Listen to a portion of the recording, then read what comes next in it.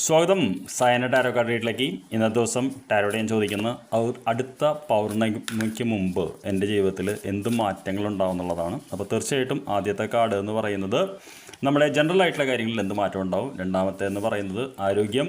മൂന്നാമത്തെ എന്ന് പറയുന്നത് റിലേഷൻഷിപ്പ്. നാലാമത്തെ എന്ന് പറയുന്നത് ഫിനാൻസ് എന്ന് പറയുന്ന ഈ 4 കാർഡുകൾ എടുത്ത് നമുക്ക് നോക്കാം. അപ്പോൾ ആദ്യമായിട്ട് ജനറൽ ആയിട്ടുള്ള എന്ത് മാറ്റമാണ് അടുത്ത പൗർണമിക്ക് മുമ്പ് വരാൻ സാധ്യത എന്നാണ് ഞാൻ ചോദിച്ചത്.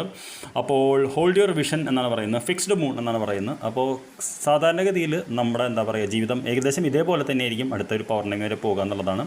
നെഗറ്റീവും ഉണ്ടാവില്ല, പോസിറ്റീവും ഉണ്ടാവില്ല. നിങ്ങൾക്ക് കണ്ടറിയാം കൃത്യം പകുതിയായി നിൽക്കുന്ന മൂണാണ്.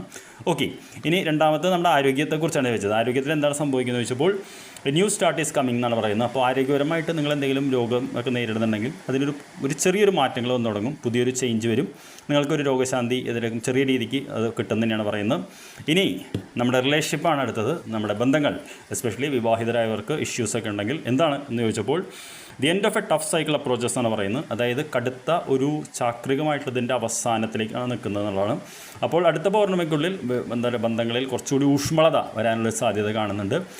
ഞങ്ങൾക്ക് കുറേ നാളായിട്ട് നമ്മൾ സംസാരിക്കുന്നില്ലെങ്കിൽ അതിനുള്ള ചില തുടക്കങ്ങളും ഇതിനൊക്കെ സാധ്യത കാണുന്നുണ്ട്. എന്തായാലും ഒരു നല്ല കാർഡാണ് കാണുന്നത്. ഇനി ധനപരമായിട്ട് എന്ത് മാറ്റമാണ് ഒരു പൗർണമിക്കുള്ളിൽ നടക്കാൻ പോകുന്നത് ചോദിച്ചപ്പോൾ it's time to release negativity എന്നാണ്. അപ്പോൾ സത്യമായിട്ട് ധനപരമായിട്ട് ബ്ലോക്കേജാണ്, കാര്യങ്ങൾ നടക്കുന്നില്ല, വിചാരിച്ചത് നടക്കുന്നില്ലെങ്കിൽ ആ നെഗറ്റിവിറ്റി ഒഴിവാക്കാൻ ഒരു ഇത് കിട്ടുന്നതാണ്. കാര്യം വെച്ചാൽ നെഗറ്റിവിറ്റി നമ്മളെ സ്കോർപ്പിയോ പോലെ തേള് പോലെ കുത്തിക്കൊണ്ടിരിക്കുകയാണ്.